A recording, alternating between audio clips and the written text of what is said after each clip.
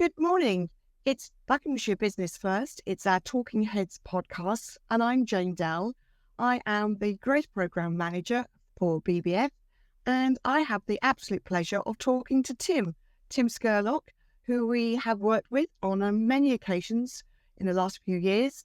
Tim, welcome to Talking Heads podcast, and perhaps you could introduce yourself. Good morning. Thank you. Yes, it's a great pleasure to be with you this morning. I'm Tim Scurlock. I run a company called ALC, Applied Lean Consulting. We are lean consultants and we help businesses to streamline what they're doing, refocus on their profit streams and help them as a key part of their growth program. I think perhaps many people have heard of the expression lean, but where did it come from? Lean comes from, it's a philosophy that originated with Toyota and from which Toyota created a thing called TPS, or the Toyota Production System. And there's a little bit of a history story to this, because at the end of the Second World War, Japan was broke, and Toyota, who demonstrated considerable prowess in the manufacture of weaving looms of all things, they wanted to move into the motor industry. And they studied Ford and they studied General Motors, and they saw what they were doing, but Ford and General Motors were very much using the economies of scale way of working to reduce unit cost. But Toyota realized they couldn't compete with that because they didn't have the cash. So they thought about a different approach, and their approach was to reduce the time taken between buying component goods and receiving payment for their finished goods. And if they did that, they could create a profitable model. Now, effectively, lean then is all about reducing your lead time. And if you think about it, if you can reduce lead time, you can reduce the amount of stock you need to hold. You can reduce the amount of space that you need in order to run your business, because you can reduce work in progress and you can cycle your cash a lot more quickly within the business. It sounds very much that the whole lean process is very much geared up to that kind of manufacturing type of business. But is it only manufacturers that can apply lean? No, by no means is it only manufacturing. The principles work very well within manufacturing, but we make them work extremely well in other parts of business. So I worked for Vauxhall Motors, or General Motors, for 20 years, of which 10 years was working in lean and creating lean operations. Now, originally, we were working only in what we called office processes. So this was around administration, this was around marketing, around finance, around logistics, around purchasing.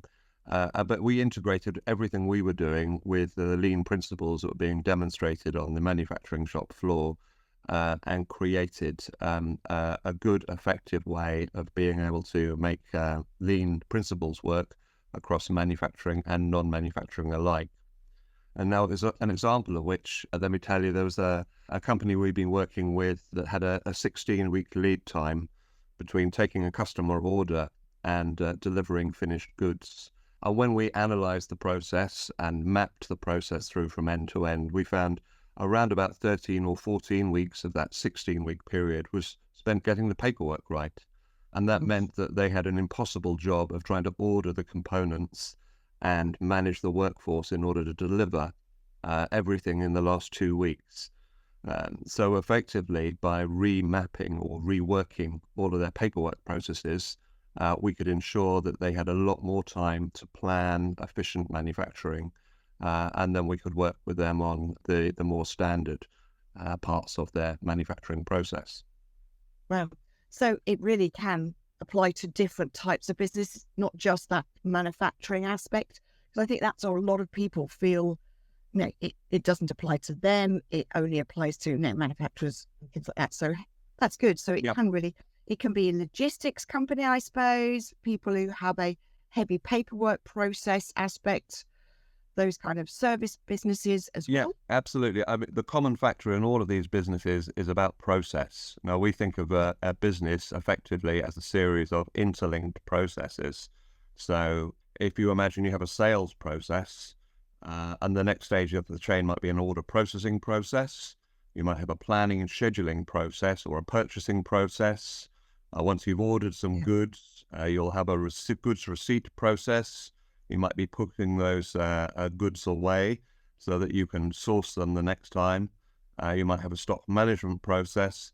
Then you've got a series of production processes, and then you have a dispatch and invoicing process. The more effectively all of those processes work together, the way that they work together seamlessly, passing information or product flow on from one stage to the next without having to go back for rework. Every time we can do that, we know that we're working on a good process. So effectively, what we can do is work with businesses to map that information flow, map the product flow, and come up with a conceptual way to make the business run better, quicker, slicker, and faster. I see. And therefore, many of the businesses that we have here in Buckinghamshire tend to be probably quite small. It's an interesting aspect of the dynamics of the county that we have a lot of small micro businesses all playing a very important part in this general economy within Buckinghamshire. And, probably the vast majority of people are employed by very small businesses. So how does lean apply to businesses? Is there an ideal size? Can it make it work in smaller businesses? Like, what's the optimum size, would you say, where you would start? Well, I think when you set up a business, you know exactly what it is you're going to be doing, and you're doing every part of that process. You might be doing the sales, you might be doing the manufacturing, you might be doing the distribution, the finance, and the accounts as well. As the company grows, you'll start taking on more people. You add more complexity. What we tend to find is that as you add more complexity, the kinds of issues you'll face, you'll have more problems that will occur. You've also then got to deal with motivation of people and keeping people controlled. And effectively, you divorce yourself to some extent from what's going on at the shop floor. When you reach a stage of having, say, 8 to 10 people within your company, by then you're probably devolving responsibility to teams, and you become a manager of teams rather than a doer of work. And your focus then has to become less on delivery of finished goods and more towards development of your business and development of your teams. And it's at that stage that we often get involved with companies when they're on their growth plan, when they're on that growth trajectory, and suddenly they find that they're not making the level of return that they would expect to. And that's when we can help to reevaluate the whole business. I mean, absolutely. And we see that. We speak to many businesses who we often regard as, they've been, it's a well-established business, they've been doing it many years, and they've got to certain levels.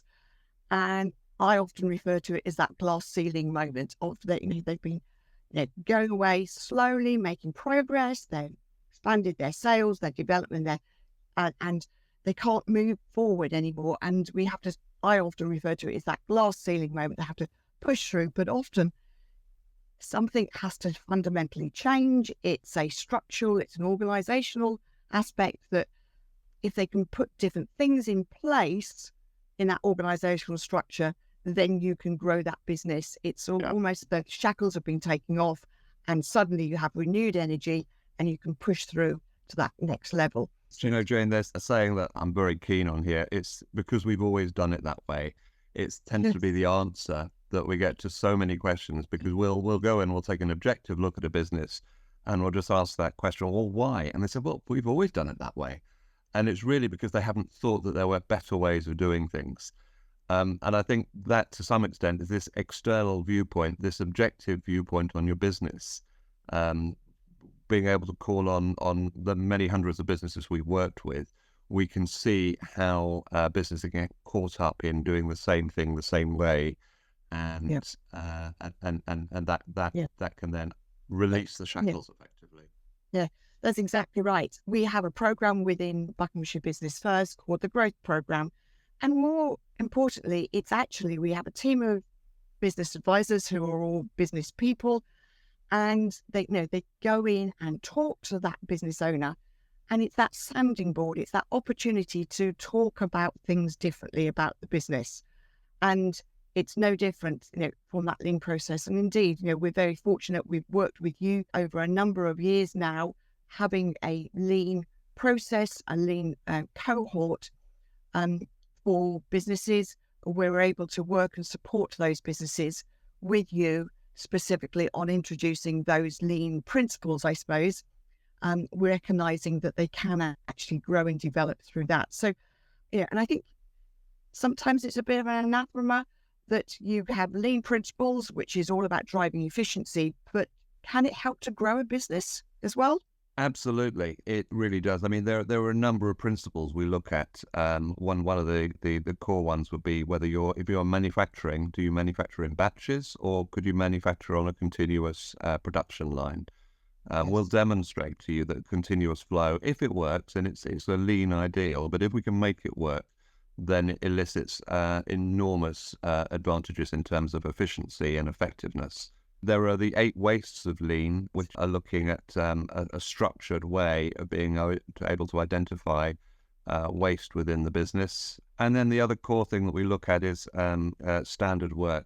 If you have a number of people doing the same job, but doing it in a different way, then you can't effectively drive performance metrics because you haven't got a standard ideal to judge people against. Let me bring it to life with an example here.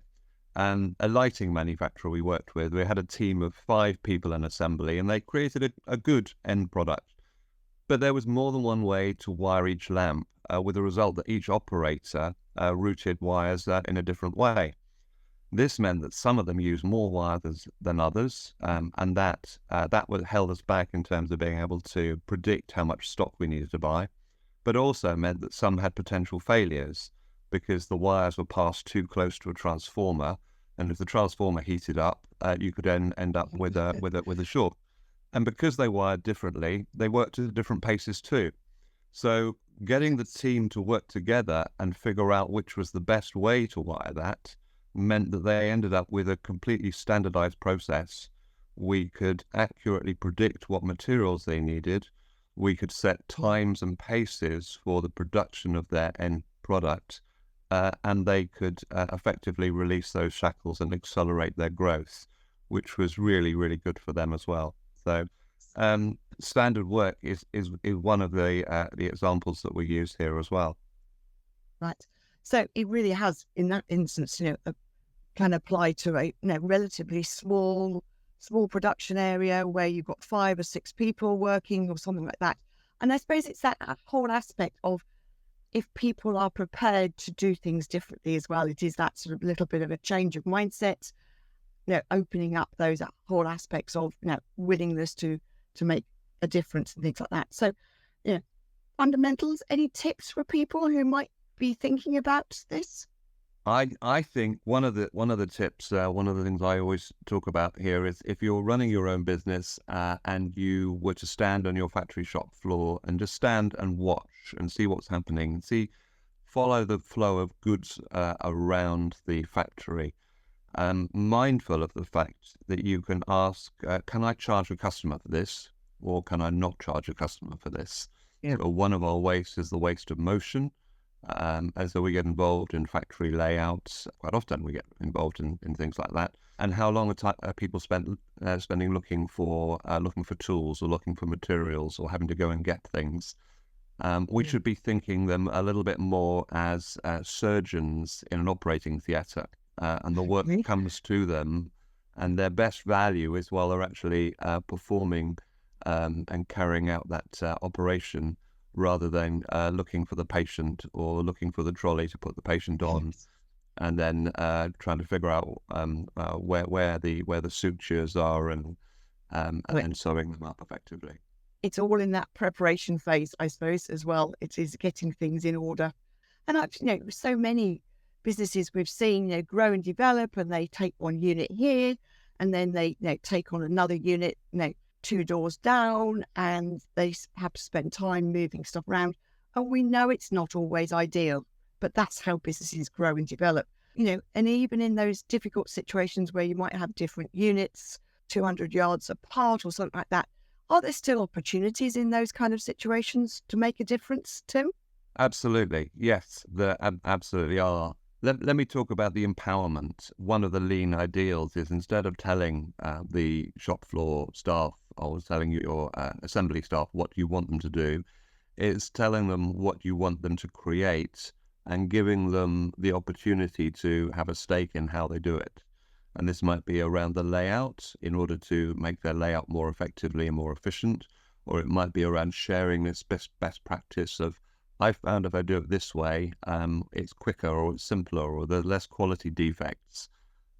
So it's a combination of having a standard way of working, but also having a structured improvement process. And we call that the plan, do, check, act methodology.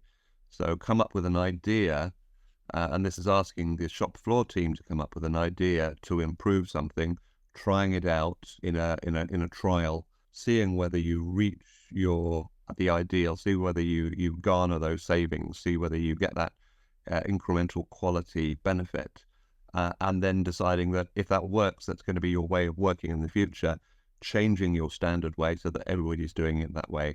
And effectively, then we have a stepwise improvement in productivity. And that that improvement can then filter through into your throughput and ultimately to help to pay for further development of the business. So, Tim, with all of that, you've explained that you've been able to help a number of businesses. Are you working locally in Bucks at all? Are you working with any Buckinghamshire businesses? Yes, I've been fortunate enough that some of the businesses we worked with through the BBF Lean Masterclass as part of the growth program, they've come back to me and said we could really do with some help and assistance, which is wonderful. And I really enjoy being able to work with local businesses. And the Lean Masterclass session it's a great introduction to some of the lean principles. Is an absolutely packed day. Effectively, it's a 5-day program that we condense down into a single day to touch on a whole load of aspects of lean and provoke business owners to think about where they are in their growth and development curve and what they should be doing to try and improve and release those shackles effectively and spurt onto the next part of growth. I certainly remember we've always had a very enjoyable day on those masterclasses. Paper aeroplanes come to mind. It's always good fun. It's a good activity. I'm not going to tell too much.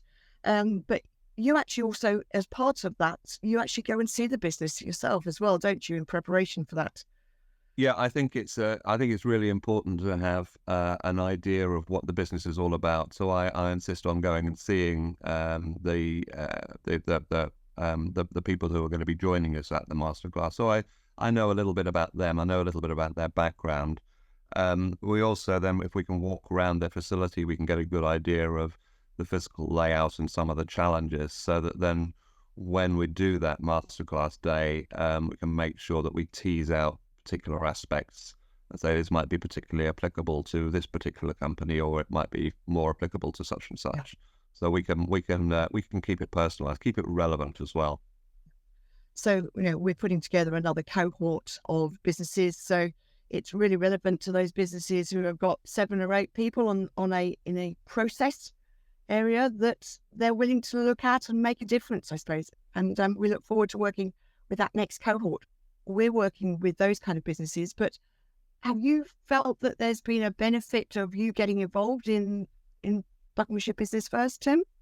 Yeah, absolutely. Up until a couple of years ago, a lot of my work was spent, or a lot of my time was spent traveling all around the country and actually being able to do less miles and to be able to work with more local businesses. It's been very beneficial for ALC. It's been very beneficial for me personally, and I think it's been beneficial for the local companies as well. So it's been a win-win. So, Tim, getting involved in BBF has been really beneficial for you, and I know that that has been really critical for that aspect. And that, I suppose, is what we're actually saying, isn't it? Is there a benefit for businesses to get involved? Would you say? Absolutely. Well, one of the wastes we talk about under lean is the waste of transport, and if you can work locally, it's got to make a lot more sense than having to travel outside of the county. And certainly, the ALC has been a real beneficiary from that perspective. What I also enjoy is being able to meet the breadth of business, whether they're in manufacturing, whether they're in service, whether in distribution, We've worked in all kinds of sectors, from pharmaceutical sectors through hardware, through companies that are doing high-tech machining, all the way through to, I don't know, there's a brewery that we've been working with as well. So benefits all around, yes. Yeah, absolutely. So that is really what we're saying, that lean can apply to many different types of businesses. It doesn't just have to be a manufacturing. There are some fundamentals, and it's about helping that business make those organizational changes to help them to grow and develop. And that's the critical aspect, is that we're aiming for efficiencies in our growth plan as well. And that's what we're all supporting those businesses with. And that resonates so well and fits in so well with this growth program that we're running, that we're able to bring in lean principles into a program of growth and development for businesses. And that's fabulous. So if you are out there listening to this podcast of a business who has a process or a manufacturing aspect or anything like that, where you've got 7 or 8 people doing something or other, then maybe this program and the support that we can offer today is maybe right for you. So Tim, it would be fabulous to work with another group of businesses in the summer and autumn this year. And so thank you very much for your time today, Tim. It's been great to understand and learn about some of these lean principles. Fascinating, the history of where it came from, but it's still very much applicable today. And that's what we're talking about. It's driving that efficiency and driving that productivity to help and grow and develop businesses today. So it's been great to talk, and another part of the great Buckinghamshire Business First Talking Heads podcast. Thanks for your time today, Tim, and we'll hopefully catch up soon. Thank you. Okay. Bye-bye. Bye-bye.